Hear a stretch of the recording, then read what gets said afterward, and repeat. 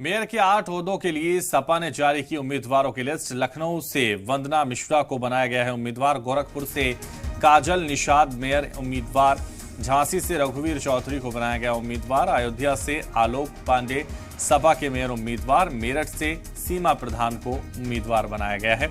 शाहजहांपुर से अर्चना वर्मा को मेयर का टिकट मिला है। तो प्रयागराज से अजय श्रीवास्तव सपा के मेयर उम्मीदवार होंगे। फिरोजाबाद से मसरूर फातिमा सपा की उम्मीदवार होंगी। तो मेयर के 8 ओहदों के लिए सपा ने अपने उम्मीदवारों की लिस्ट जारी कर दी है। लखनऊ से वंदना को टिकट दिया गया है। तो मेयर के 8 ओहदों के लिए सपा की लिस्ट जारी हुई है। और आपको बता दें कि लगातार जिस तरह से इन टिकटों को लेकर मंथन हो रहा था, विचार हो रहा था, मेयर के 8 ओहदों के लिए सपा ने जारी की उम्मीदवारों की लिस्ट। लखनऊ से वंदना मिश्रा को बनाया गया उम्मीदवार।